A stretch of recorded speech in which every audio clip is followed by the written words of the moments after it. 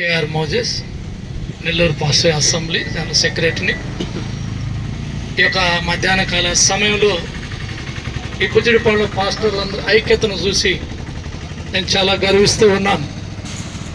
ఎవరో చనిపోయారులేం, ఆ పాస్టర్తో మనకేమని అనుకోకుండా నా సహోదరుడు నా ఇంట్లో మంచి చనిపోతే ఏ విధంగా స్పందిస్తామో ఆ విధంగా ఈరోజు ఆంధ్ర రాష్ట్రం అంతా స్పందిస్తుంది.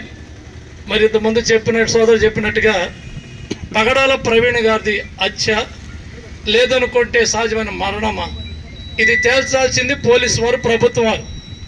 దానికి వాళ్ళు స్పందించాలంటే మన ఐక్యతను బయట పెట్టాలి. ఇప్పుడు ఎవరికి వాళ్ళు స్వచ్ఛందంగా ఆయా మండలాల్లో ఆ గ్రామాల్లో ఈ శాంతియుత ర్యాలీలు జరిపించడం అనేది చాలా అవసరమైంది. అవసరమైతే మనమందరం కూడా కలిసి ఒక ఐక్యతగా రాష్ట్ర సమితి మొత్తం కలిసి ఒక నిరసన కూడా చేయాల్సి వస్తుంది. ఎందుకంటే ప్రభుత్వం విఫలమైతే క్రైస్తవులు ఏమీ చేయలేమండి. ఇప్పటికే మన బుచ్చిపాడంలో కూడా మేము పొద్దున్నే మాట్లాడుతున్నప్పుడు ఒక సువార్త చేయడానికి కూడా కొన్ని దగ్గర ఇబ్బంది కలగజేస్తుందని అంటున్నారు. కానీ బుచ్చిపాడంలో ఉన్నటువంటి పాస్టర్ల ఐక్యత రాబోయే రోజులు ఇంకొంత ముందుకు వెళ్ళాలని కోరుకుంటూ అవకాశం ఇచ్చినటువంటి పెద్దలకు వందనాలు చెల్లిస్తూ ఈ శాంతియుత ర్యాలీలో మనం అందరం పాలుభాగలిస్తున్నందుకు దేవుడు కృప మనకు తోడుగా ఉండును గాక. అందరికీ వందనాలు. నా పేరు భీమదాటి వెంకటరమణయ్య. నేను ఎస్సీ ఎస్టీ ఉద్యోగ సంఘ జిల్లా ఉపాధ్యక్షుడు పనిచేస్తున్నాను. సోదరులారా, ఈరోజు చాలా బాధాకరమైనటువంటి గత 4 రోజుల నుంచి ఎవరికి వాళ్ళ ఇళ్లలో బాధపడుతున్నటువంటి సందర్భం. భారత రాజ్యాంగంలోని 42వ రాజ్యాంగం ప్రకారం రాజ్యాంగం భారతదేశంలో మత స్వేచ్ఛ అనేది ఇవ్వడం జరిగింది. భారతదేశంలో ఉన్నటువంటి ప్రజలు ఎవరైనా వాళ్ళకి నచ్చినటువంటి మతాన్ని స్వీకరించి దాన్ని ప్రచారం చేసుకున్నటువంటి హక్కు మన రాజ్యాంగం కల్పించింది. అటువంటి సందర్భంలో మంచి దైవ సేవకులు అంటే మంచి మార్గంలో నడిపించడానికి తెలంగాణ మరియు ఆంధ్రప్రదేశ్ రాష్ట్రాల్లో మంచి వక్తగా పేరొందినటువంటి పగడాల ప్రవీణ్ కుమార్ గారిని అకాల మరణం చెందడం జరిగింది.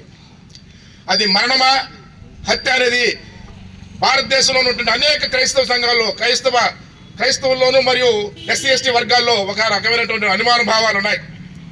ప్రభుత్వాలకి మేము ఒకటే చెప్తున్నాం, మాలో ఉన్నటువంటి భావాలను కూడా తెట్టదేలు కావాలంటే నిజాయితీ గల విచారణ జరిపించండి. అంతేకాకుండా భారతదేశంలో అల్పసంఖ్యాక వర్గాలైనటువంటి క్రైస్తవుల మీద మహమ్మద్ మీద దాడి జరుగుతూ ఉన్నాయి.